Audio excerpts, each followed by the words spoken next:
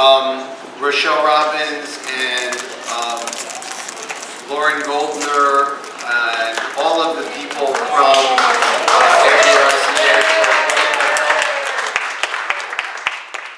I want to thank our partners, the Kalsman Institute, Kashupot, and of course Cedars Sinai for their sponsorship. In addition, of course, to Mount Sinai Memorial Parks and Mortuaries. And the Board of Rabbis, thank you. I knew I was forgetting somebody. So everybody, I got everybody's logos on our forms, so I'm hoping that you will remember who was involved in making this possible. So, time capsule or something. 23 or so years ago, I was working as the director of Los Angeles Jewish AIDS Services. I haven't been back to Los Angeles much since, but I was doing that job, and when I started that job at LA Jewish AIDS Services, I was burying about a client a week. Thank God, over the terms of the time that we were doing that work, protease inhibitors came out, and thank God the world of AIDS changed, and I changed as well to see that instead of focusing on AIDS, we should probably be focusing on all people. The Jewish community should probably be focusing on the needs of all people who are living with serious life-threatening illnesses. At the time, I wasn't able to get Jewish Family Services of Los Angeles, to create a healing center, and I was lucky enough to be invited to become the chaplain for a healing center in San Diego, and that's where I went. But during my time here at LA Jewish AIDS Services, one of the things that we did was Project Chicken Soup. And we provided hot kosher meals, 2 hot kosher meals for everybody in a household of a person living with AIDS.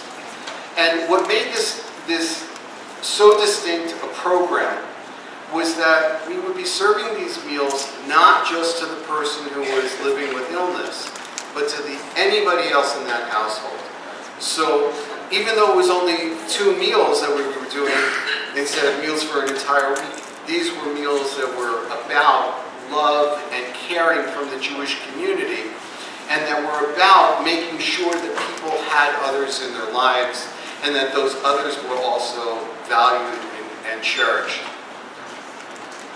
One of the volunteers for Project Chicken Soup was Rabbi Elliot Dorff. And I gotta tell you, something that happened with Rabbi Dorff during Project Chicken Soup stuck with me forever. Rabbi Dorff was, first of all, he's a member of the board of Los Angeles Jewish AIDS Services. So yes, he had to participate in some way. But Rabbi Dorff was the provost of then the University of Judaism. And this guy was a big shot. One day, Project Chicken Soup, I would encourage people to come, but to check their egos at the door. That they really needed to just be people working, because we had too many people in a small community kosher kitchen. It wasn't so small, but when you had 20 or 30 people in there, it got pretty busy. One day, doing Project Chicken Soup, my job was skimming the fat off of the top of the vat of chicken soup. And it's always good to have a job. One day I walk into the back of the kitchen, and there is Rabbi Elliot Dorff pushing a broom in the kitchen. And I said to myself, oh my God, this guy is like the biggest big shot that I know. And what is he doing at Project Chicken Soup? He's pushing a broom. That, I think, tells you who Elliot Dorff is. Rabbi Dorff is a Gadol Hador. His books have been transformative. His teaching has been transformative. And his humanity is what I think is the greatest part of what I got to learn about Elliot Dorff. I can't be more honored than to tell that story. And I tell it every time I mention his name to anybody. I tell Elliot Dorff pushing a broom. And I know that he does all kinds of stuff at home, probably. But in a site like that just sat around and been a big shot, pushed a broom. I thank you, Rabbi Dorff, for that moment, for all of those moments, but more importantly, when I sent him an email that said, I have this crazy idea of doing a workshop on 50 years after Kubler-Ross, and I can't think of somebody who would fit in better than you. His immediate response was not, I don't remember who you are. It wasn't, you're not important to me. It was, sure, I'll come and I'll speak. I'll make a way to do it. And I thank you for that. Thank you, Rabbi Dorff.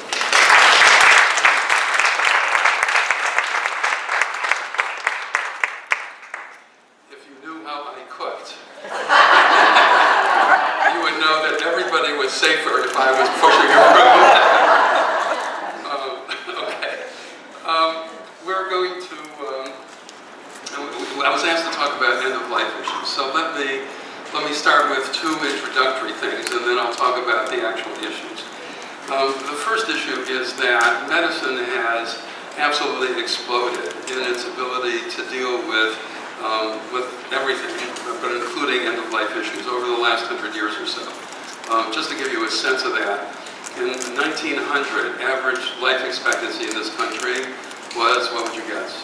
40. Yeah, it's 40 to 45. 100 years later, it was 75.8.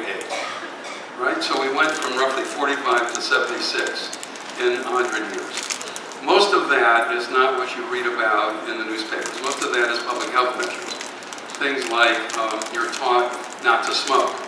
You're taught that now we have issues with obesity and with opioids, and a lot of that public education. Some of that public education also comes, that public health measures come in terms of vaccines. So that illnesses, I had chickenpox when I was a kid. I also had measles when I was a kid, but my kids were vaccinated for both of those, right?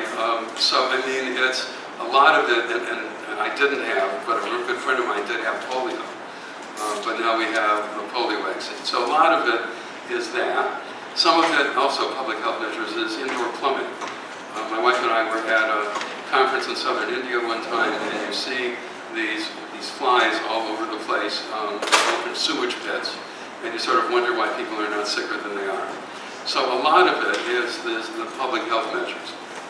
Some of the public health measures, by the way, come in terms of law. We live in California. California was the first state to ban smoking not only in restaurants but also in bars. And now there are even some places on the beach where you can't smoke. And if smoking becomes very inconvenient, it leads to fewer people smoking and therefore suffering from things like lung cancer and the like. Just to give you a sense of that, the average smoking rate in America is about 21% of the population. The state with the largest smoking rate is, what would you guess? Not Nevada. You're close. Kentucky. Okay. I would have guessed North Carolina, to be very honest, because it produces much more tobacco than Kentucky does. But Kentucky, the state with the lowest smoking rate is? No, not California. As soon as I tell you, you'll understand why. Utah. Exactly right. Exactly right. And now you understand why, right? Because a large percentage of the population is Mormon and they're not allowed to smoke, right? It's 8% in Utah. The second smallest rate is California. And we're, of course, a much larger state with a much more diverse population, where it's 14%. But that's a third less than the national average. And that's largely because of the public health measure known as the law that makes it very difficult and very expensive to smoke. Second most important factor, the fact that we live longer, is antibiotics. Penicillin was discovered in 1938. My father, he wasn't my father yet, got a cold in 1940 and he went to the doctor, and the doctor said to him, well, you can just live with it for a week, or I can give you this new drug and you'll feel better tomorrow. And he gave him penicillin and he almost died because he was allergic to penicillin, right? It took a while to figure out how to use this drug. Actually, I was born in 1943, I'm 74, you don't have to do the math. 2 years later, my mother was pregnant, and what was that Freudian?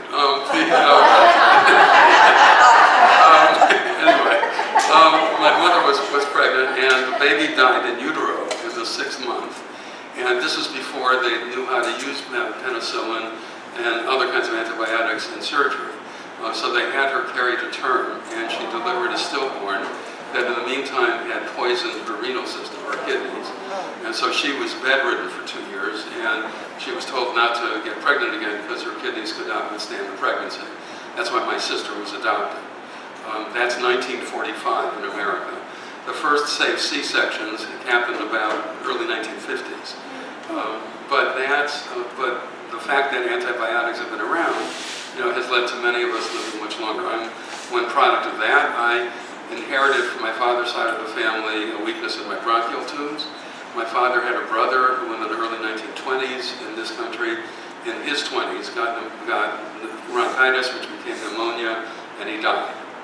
Right? I've had bronchitis about 15 or 20 times in my life, and I'm still here to torture you. So the point is that it really, I am literally one very clear example of the fact that antibiotics were really the wonder drug in many ways.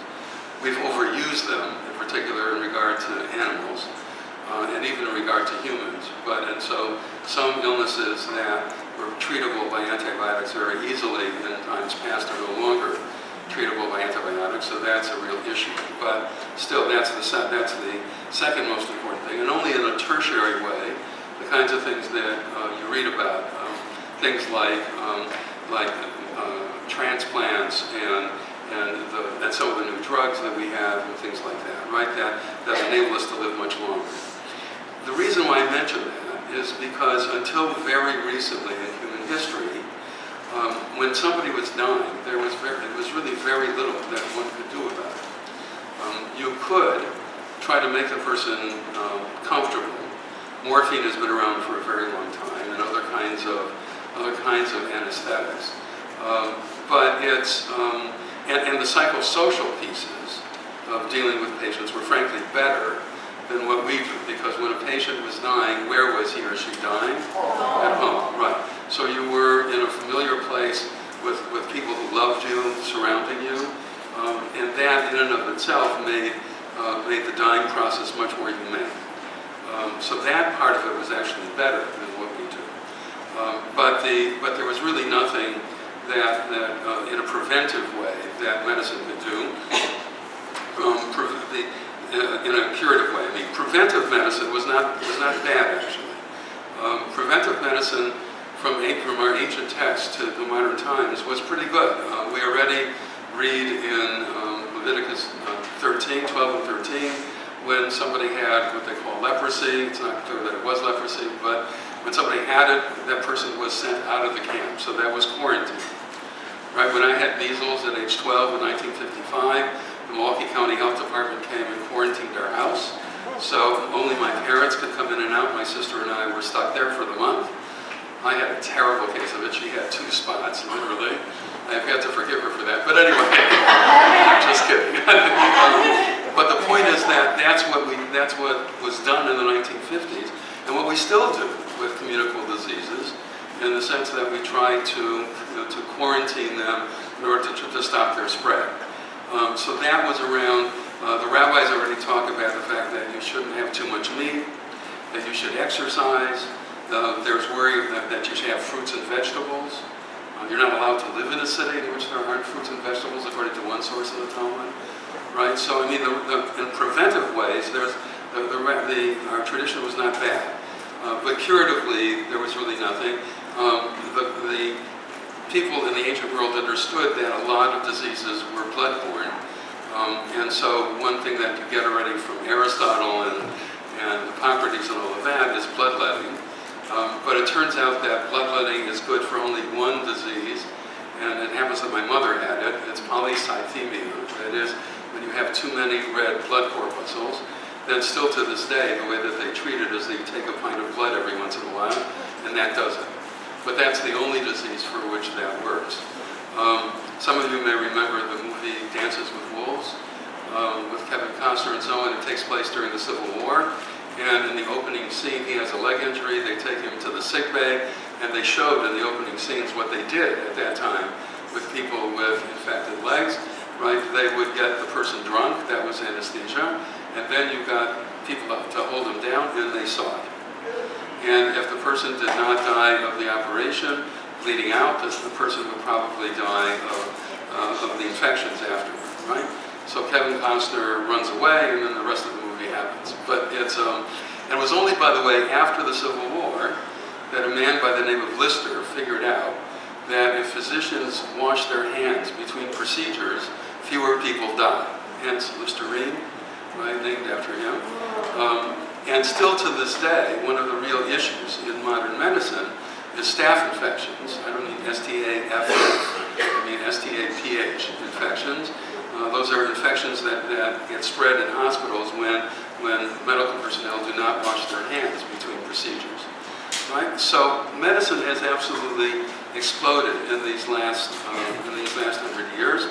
And that then raises a question. How do you take, now my second introductory point, how do you take an old tradition like Judaism, or even a more modern tradition like American law, and apply it to circumstances that have never even contemplated, let alone dealt with? You see the problem? In other words, our tradition doesn't know about heart lung machines because they didn't exist until the 1960s. Right? Our tradition doesn't know about antibiotics because they didn't exist until the late 1930s. Right? And they certainly didn't know about transplants, although there are all kinds of stories about it, right? The golem and Frankenstein and all of that kind of thing, right? But they don't really, they didn't know about it as a procedure. So what there is in our tradition is a total of 4 sources that at least I've come across that even contemplate that people could do something about delaying the dying process or maybe even making it such that the person recovers. But the problem with these sources is that they're not really on point in terms of modern medicine. So one of these sources is after the Bar Kokhba revolt from 132 to 135 of the Jews against the Romans, we had the Hadrianic persecutions. Okay, and it became a capital offense to teach Judaism. And the Talmud talks about a story of 10 rabbis who teach Judaism nevertheless, and they are executed by the Romans in very excruciating ways. And one of them is Rabbi Hanania ben Tradion, who is being burned at the stake. And the Talmud records this conversation between Rabbi Hanania ben Tradion and his students, and his students say, "Rabbi, open your mouth so you can inhale the flames faster and die faster." And he said, "The one who gave me life, namely God, has to be the one who takes it." So in other words, if you read this in terms of modern terms, he's saying suicide is not allowed. So then he was surrounded in tufts of wool soaked in water so that the dying process would be longer and more excruciating. And so the students asked him, "May we bribe the executioner," a Roman pagan presumably, "to take off the tufts of wool?" And he says, "You may." So then the Roman executioner, who apparently is not stupid, said, "Well, if I take off the tufts of wool, will you promise me a place in the world to come?" And Rabbi Hanania promises him a place in the world to come. He takes off the tufts of wool. Rabbi Hanania ben Tradion dies. The executioner jumps into the flames, and a voice from heaven comes out and says, "Rabbi Hanania ben Tradion and the executioner have merited a place in the world to come." Now, this is not exactly a hospital room, to put it mildly, right? And the intention there was to kill him, right? Whereas the intention in modern medicine is to help people live to the extent that can happen. But if you get anything from that story, you get the sense that you may not hasten the dying process, but on the other hand, you may remove impediments to the natural dying process. Second story is Rabbi Yehuda Anasi, the editor of the Mishnah, is dying, and his disciples are praying for him, and then his maidservant sees that he's in deep pain when he goes to the bathroom. So she goes onto the second story and drops a pot, which makes a lot of noise when it crashes, and the prayers cease, and in that moment he dies. Now, in order to be able to use this at all, what you have to understand, what you have to do is to understand that prayer in that time was understood as a medical means to keep somebody alive, right? And what happens here? The prayer is interrupted so that he can die. So there again, what you're getting is that you may remove impediments to the dying process. Third source comes from Sefer Hasidim in the 14th century and is later repeated in the Shulchan Aruch in the 16th century. A man is dying. There's an open window next to his bed, and one of two things, there are two different versions of this story. Either a breeze is coming through the window, or there's a knocking sound coming through the window, which in their understanding of things was keeping him alive. And Sefer Hasidim says then you should shut the window. In other words, not only may you remove life-sustaining treatment when the person is not going to benefit from it, but you actually should. When it gets to the Shulchan Aruch in the 16th century, which is now the fourth source, the Shulchan Aruch says you may not hasten the dying process. And then the Ramah, Rabbi Moshe's Isserles, who wrote glosses on the Shulchan Aruch to indicate where Ashkenazi practices were different from Sephardic practices, says yes, you may not hasten the dying process, but when somebody's dying, you may remove impediments to the dying process, but because you should not delay it either. And until modern times, that line between hastening the dying process and, on the other hand, prolonging it has more or less worked for us. And because, as I said, until very recently, we couldn't do very much for treating people who were dying anyway. But now we have our lung machines, and we've got kidney dialysis machines, we've got transplant surgeries and all kinds of other surgeries, and medicines of various sorts, right? And so the question is, how do you apply these things to modern circumstances? And not surprisingly, when Jews learn about the medicine and when they try to apply the tradition to the new medical realities, they come up with different ways of doing it.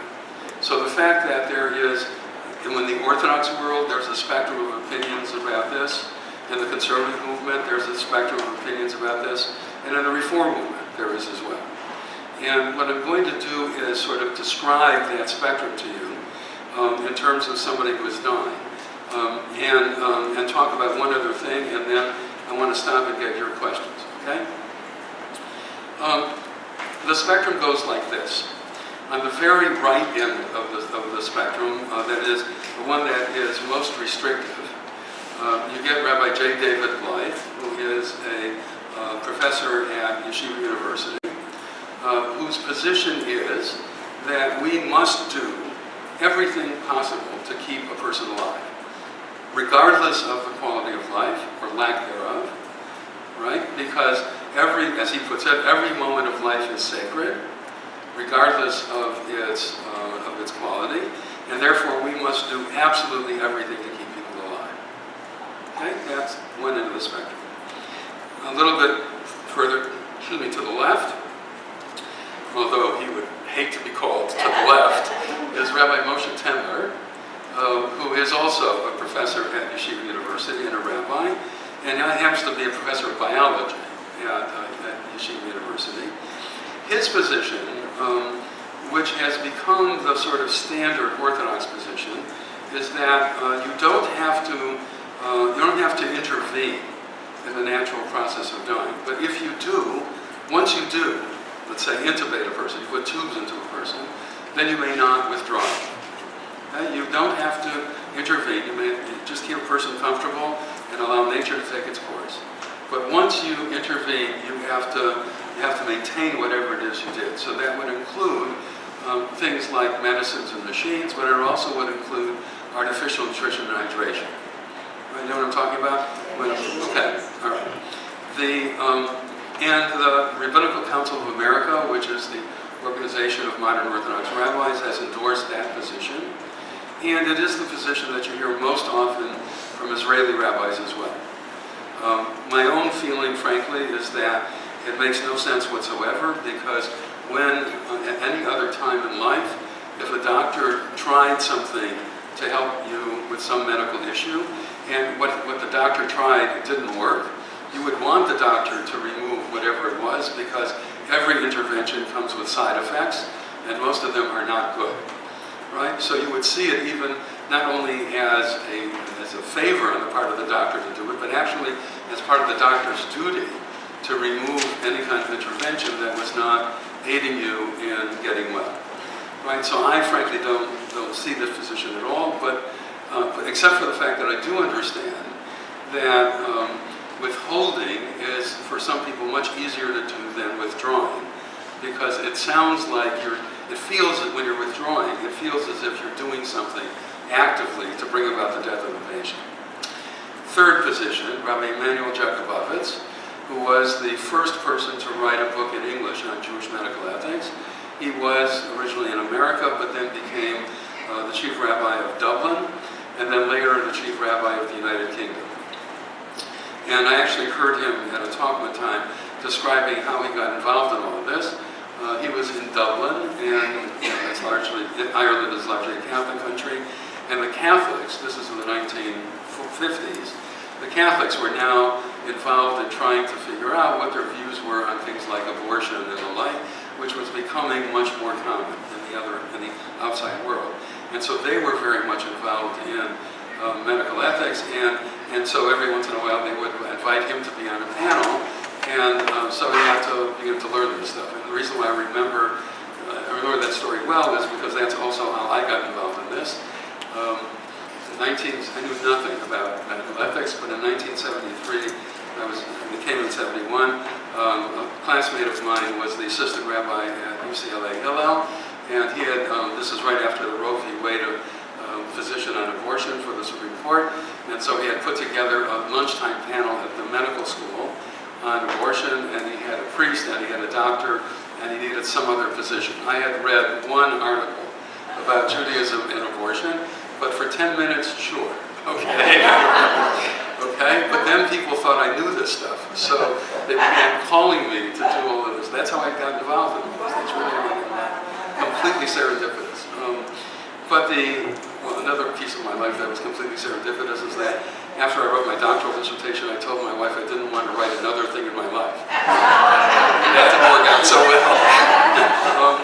But anyway, so he gave a talk, Rabbi Jakubowicz gave a talk at Cedar Sinai, for doctors primarily, but I was invited to listen.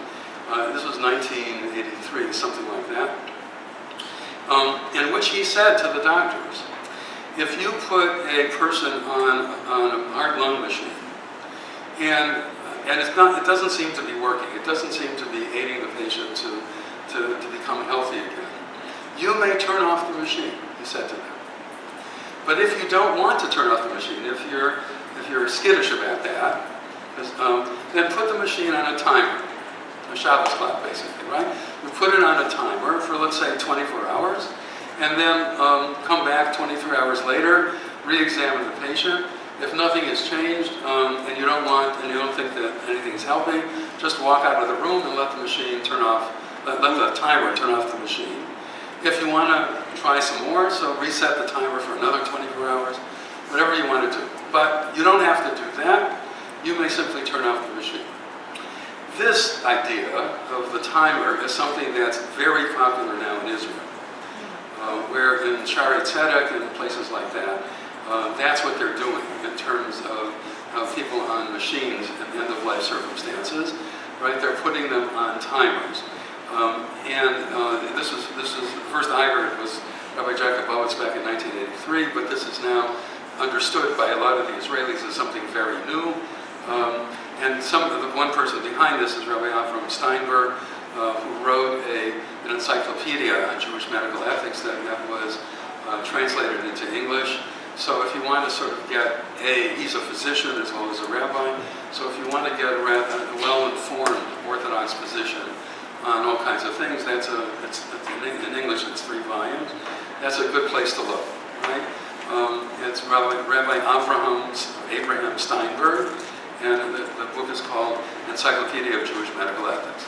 Now understand, that's all Orthodox, okay? But what he does there is that he does give you at least some sense of the spectrum within the Orthodox world. We now move into the conservative world. There are 2 rabbinic rulings on end-of-life issues in the conservative movement, one by Rabbi Avram Reisner and one by me. We agree on about 80% of the issues. So we agree, for example, that you may both withhold and withdraw machines and medications. Okay? We agree that we have to be very aggressive in terms of trying to eliminate pain. Pain is not a Jewish value, right? I mean, it's not something that we have. I mean, Jesus dies on the cross, right? And so there's a certain amount of pain involved in that. But all of our stories are not about that. They're about redemption from slavery and redemption from pain and life. So we need to be able to use pain medications to the extent that that's necessary. Hospice care is something that we openly endorse, in part because even though you're supposed to, according to the tradition, our bodies belong to God, and therefore you have to live in a community in which there are physicians, so that when you get sick you can go to an expert and try to get that expert's help. But you're still getting physician's help if you're in hospice care.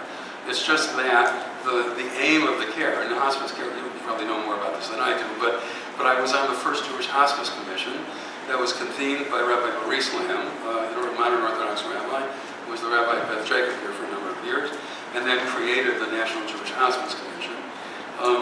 So, I mean, it's not only within the conservative movement that this is okay, but actually when he left town, I became the chair of the Jewish Hospice Commission here, and I got a letter from Rabbi Jakubowicz asking, saying he has a lot of respect for Rabbi Lamb. Didn't say anything about me. Okay, right. But how could he possibly allow this? Because you are taking away hope for ever recovery. That's the nature of hospice care, right? You understand that there's nothing that the doctors can do for you to keep you alive, and so now the aim of medicine is to make you as comfortable as possible, right? And I wrote back to him saying that Jewish law cannot plausibly be interpreted to require us to have unrealistic hope.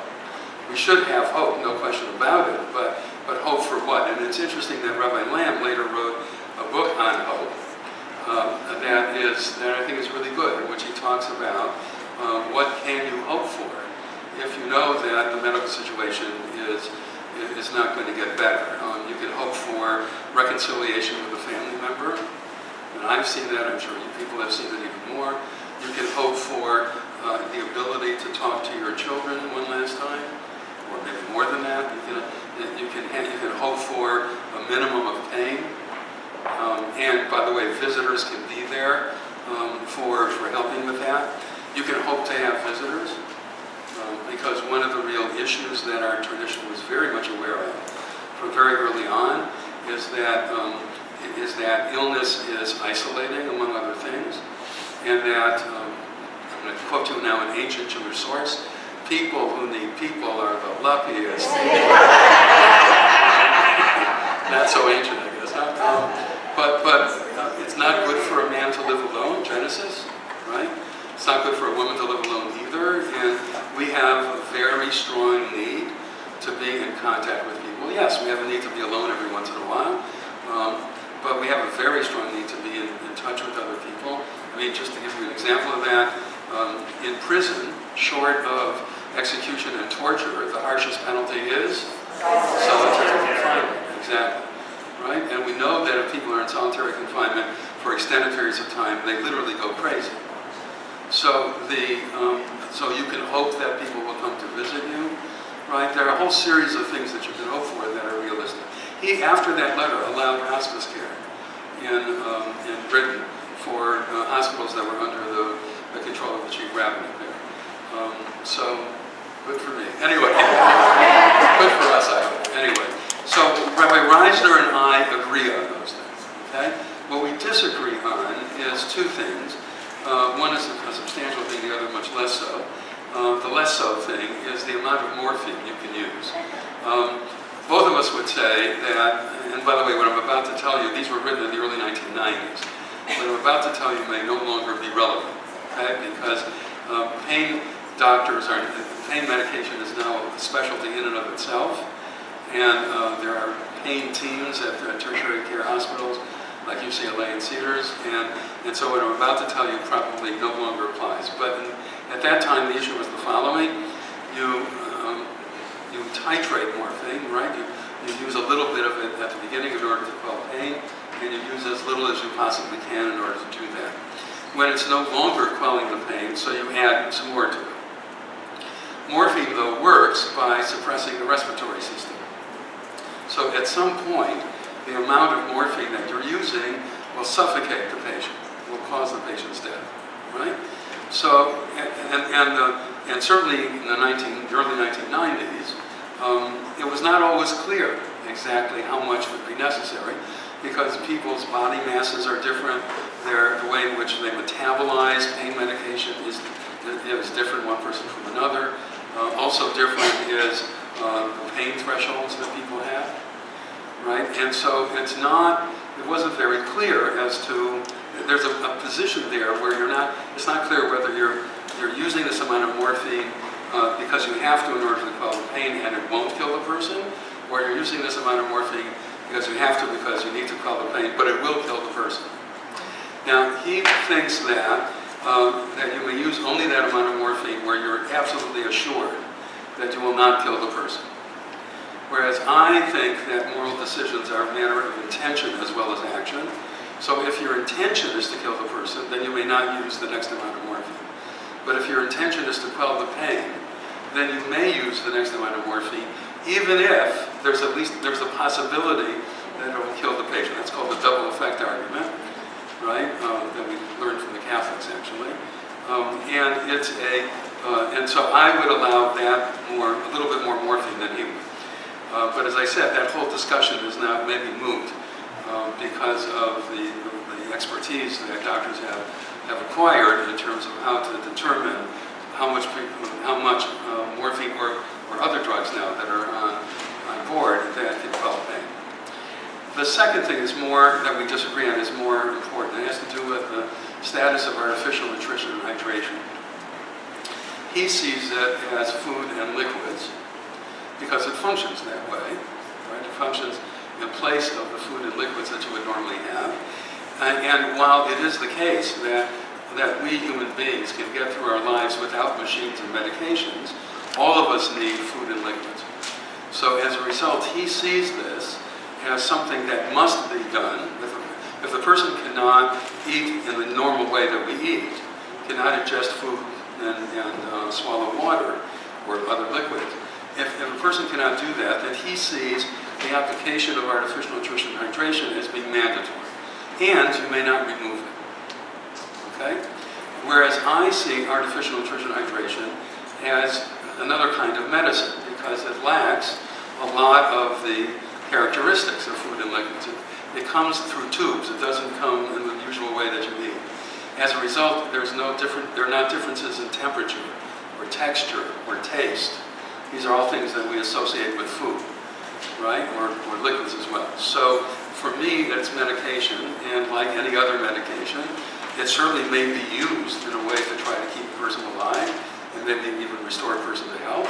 But if it's not doing that, and then it's in the interest of the patient to remove it and to allow nature to take its course. So in the Terry Schiavo case, do you remember the Terry Schiavo case? She was in a coma. We know a lot about comas now. If the coma was caused by something internal, that is a stroke or something like that, right? Then people usually, it's very rare, if ever, that a person comes out of a coma when caused that way after 3 months. If the coma was caused by an outside factor, like a car accident or something like that, then up to 9 or 10 months. In her case, it was internal. It was a stroke. And so even if you were you wanted to be really careful, I would have said that after a year, life support should have been removed. Actually, after about 5 or 6 months, it should have been removed. He would say, no, as a matter of fact, it should never have been removed. And by the way, she was on life support, including artificial nutrition and hydration, for 14 years. And guess who was paying for that? Yeah, we were, exactly right. And the issue was, and to whose benefit? See, that was the whole point. She was comatose through this whole thing. And the reason why this case lasted as long as it did was because of a dispute between her husband and her parents.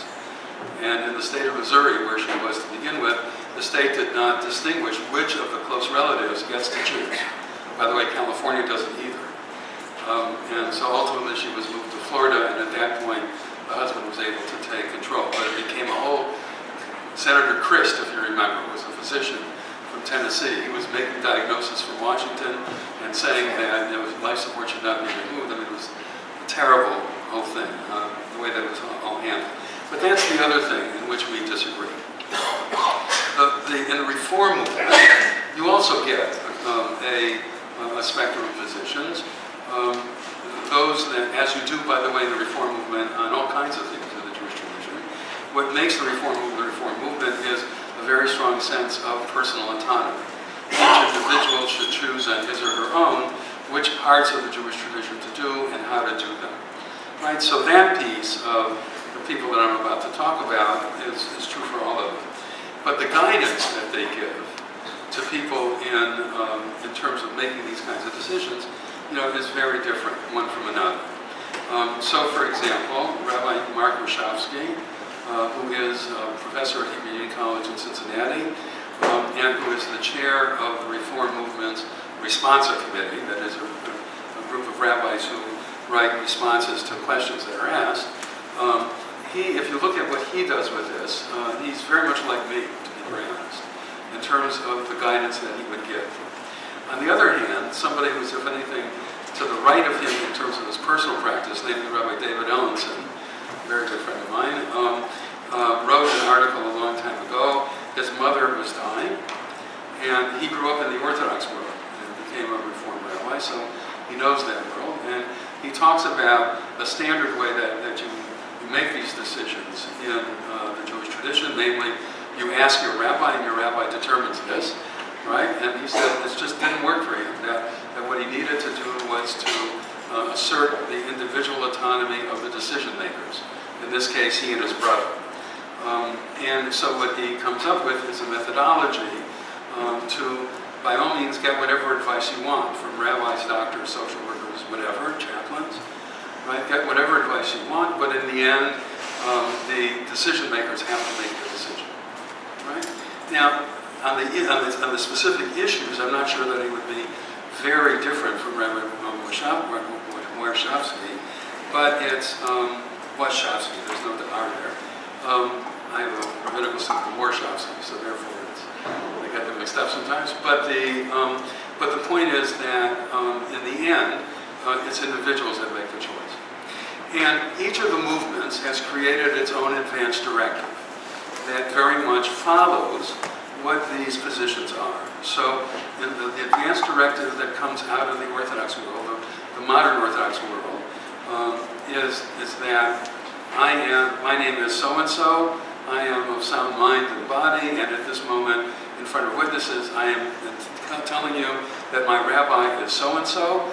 If I cannot make my own medical decisions, please contact him. Right? That's the Orthodox advance directive, and it very much follows their method of making decisions altogether, right? And the way that it works in the Orthodox world is if the local rabbi doesn't really deal with these things, then he, and of course in the Orthodox world it's only he, then he will talk to some other rabbi that has some expertise in this issue, right? And there are certain ones of them that got known as having expertise in this area of the law.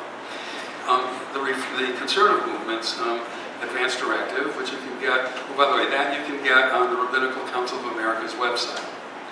RCA, the Rabbinical Council of America, which is the organization of modern Orthodox rabbis, you can get that on their website. The one for the conservative movement you can get on the Rabbinical Assembly website. The Rabbinical Assembly is an organization of conservative rabbis. It was written by Rabbi Aaron Mackler, M-A-C-K-L-E-R. And what he did was at the beginning, he summarized the differences, the similarities and the differences between the two rabbinic rulings that Rabbi Reisner and I wrote. And then he takes you through about 10 different, nobody knows how you're going to die, right? But he takes you through 10 different scenarios that are very common and where there are questions to be answered. And he lists where Rabbi Reisner and I would agree, then list those options in plot print, and where I would allow something that he would not, that option is in italics. And so you go through and you check off what you want. In the Reform movement, Rabbi Richard Address wrote an advance directive. He was for a number of years he worked for the Union of Reform Judaism, originally the NAJC, or the Union of American Hebrew Congregations, and he was, I don't remember the exact name of the commission he was in charge of, but it dealt with family issues and medical issues and the like. And if you look him up, you will now find he's now running, I forgot what it's called, something like Institute for Jewish Life or something like that. Yeah, that's right. Sacred Aging. Sacred Aging, thank you, Sacred Aging. And if you look at that website, you'll find it. And basically his advance directive is a chart. Vertically, you have all kinds of different medical interventions listed. And then across the top, I definitely want it, I probably want it, I don't know, I probably don't want it, I probably do want, I probably don't want it, I definitely don't want it. Right? And then you just check through the thing. That's individual autonomy. Right? So you can find these things, at those places. One last thing I want to say, and then I want to take your questions. One of the things that everybody agrees about is the importance of organ transplantation and making your organs available for transplant when you die. There are issues in terms of determining the moment of death, but even the chief rabbinate of the state of Israel, not known for its leniencies, in 1989 approved heart transplants. And the only way you can approve heart transplants is by accepting brain death, whole brain death, as the definition of when somebody is dead. Right? Now, by the way, there was a human cry by Rabbi J. David Blythe and some others in the United States when they came out with this. But even they would say, once the person is dead, if the person's organs can be used to help somebody else live, then that should happen. This is not, I would imagine many of you have heard the folklore that you have to be buried whole. Why do you have to be buried whole? For the Mashiach, right? For the resurrection. Okay, but first of all, I have to tell you that that's folklore. Second of all, Sadhya already says, this is 10th century, he doesn't know about organ transplants. He spends the first part of his book trying to prove that God created us out of nothing. And then he believes in corporeal resurrection, that is, we're going to be resurrected in bodies. But as he puts it, if God could create you out of nothing the first time around, to create you out of your remains the second time around is a cinch, right? Okay, so God, and in any case, you don't want to be resurrected in the body in which you died. That didn't serve you very well in the end, right? Next time around, I'm an Olympic swimmer, okay? But the point that I'm after here is that it's even Sadhya already, who believes in corporeal resurrection, would say that you're going to have to have major surgery when you come back as well. Maimonides doesn't believe in corporeal resurrection altogether, right? He thinks that that's something that only the populace believes in as a folklore kind of thing, but that anybody who really studies this thing would not believe in corporeal resurrection. Whatever your beliefs are about that, everybody would say that saving somebody else's life definitely supersedes whatever issues there are in terms of your belief of life after death. So it is important for you as chaplains to help people fill out their advance directives, because the vast majority of people don't know what these interventions are.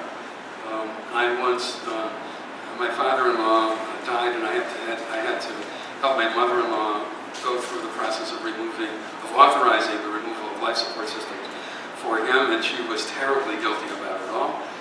And then, so I helped her fill out an advance directive. And I said, okay, Mom, what do you want? I want everything. So I was using the conservative advance directives. I said, all right, let's go through these one by one. So I went through the first one. She said, what's that? So I had to describe to her what this intervention entails. And she said, oh, I wouldn't want that.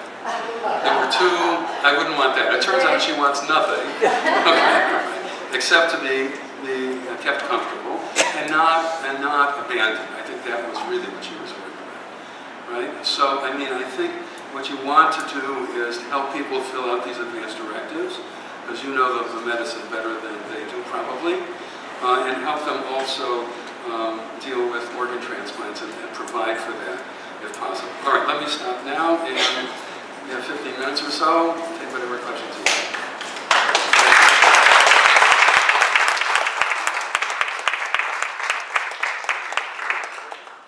Okay, questions? Yes, please. Could you please give us again the websites for the advanced directives? Okay, so for the Orthodox one, it's the Rabbinical Council of America. Okay?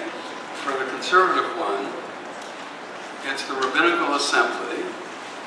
And then there's a search engine there. You can just put in advanced directive if you want. But otherwise, you use the tab Jewish Law. So it's Rabbinical Assembly, Jewish Law, Committee on Jewish Law and Standards. And then my guess is that it's divided by the orders of the Shulchan Aruch. My guess is that it's in Yoredea. But you can just put in advanced directive and you'll find it probably. Or Aaron Hackler, put in his name. In the Reform movement, it's Sacred Aging. The Institute for Sacred Aging. I believe it's the Institute. The Institute for Sacred Aging.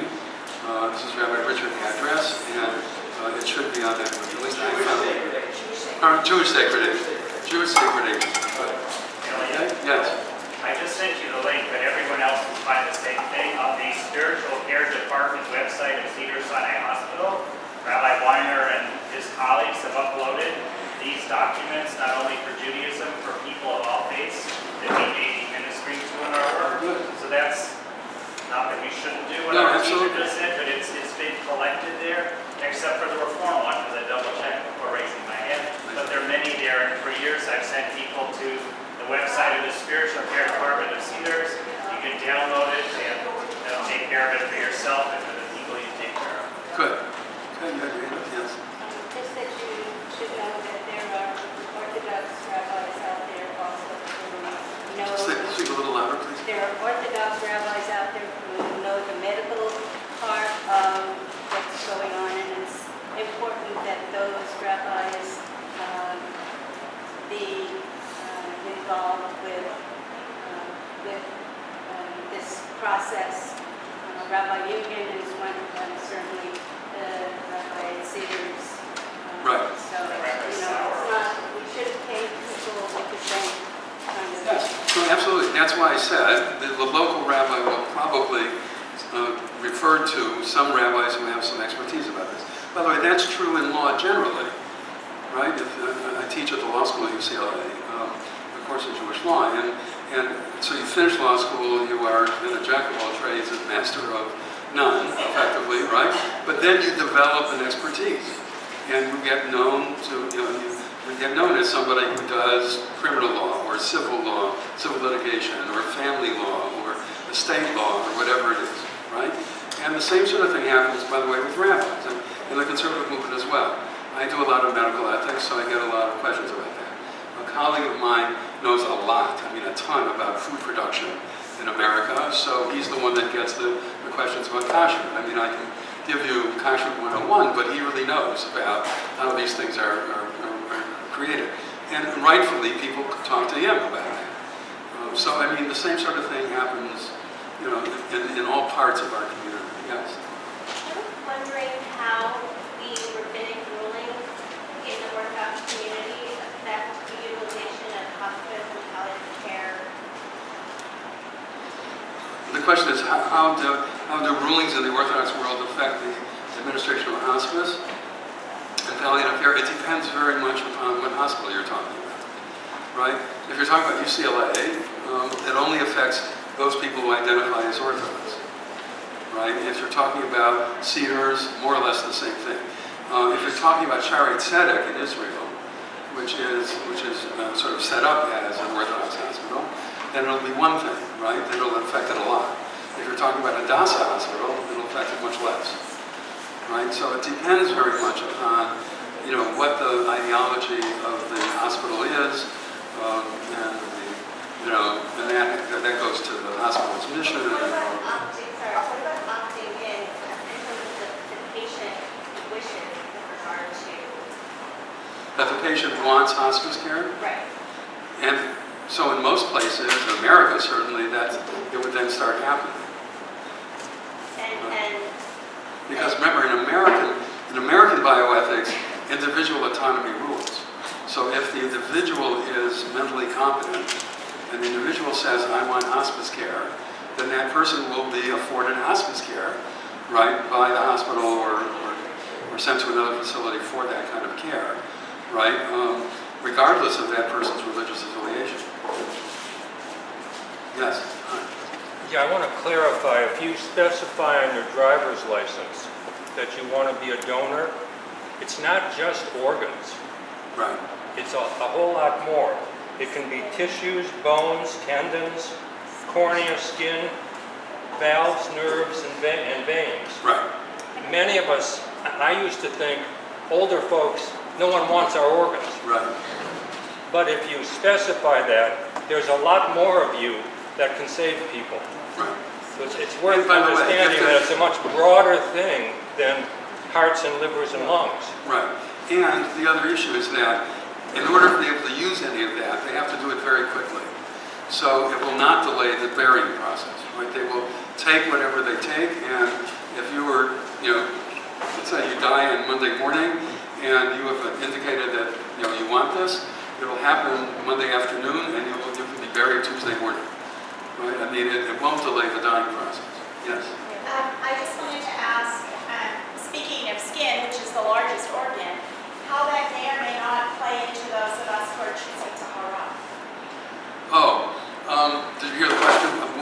For skin, and skin is indeed the largest organ, and I think the most underappreciated organ, I have to say, right? Okay? I mean, it's an amazing organ when you study it. Each of us loses thousands of skin cells every single day of our lives and get thousands more. I mean, that's amazing. And it manages to cover us no matter how thin or fat we are, and all of that, right? So, I mean, it's an amazing organ. But if you use skin cells, then the people who do tahara are trained to do whatever they can. That's really what it boils down to. And don't worry about that in terms of Jewish burial. I mean, it will. The people who know how to do tahara know how to deal with that kind of situation, and they will prepare your body for the traditional Jewish burial. Yes, hi. Just another resource on the NAJC website. We have tons of resources for chaplains, and by next week, all of the advanced directives will be on there. There will be many, many more. It's open to you. Just go to najc.org and Great, good. Okay, other question? Yes, please. So maybe you can just speak for a moment to the issue of transplant and the evaluation of life. Because I know that in the event that a needing recipient doesn't receive an organ, then they could die. Right. So this is kind of maybe a little related, but maybe not immediately to end of life, but it could be.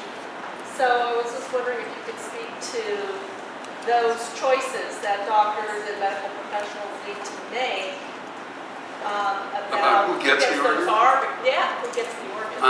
Okay, so in the United States, there is actually federal legislation about this.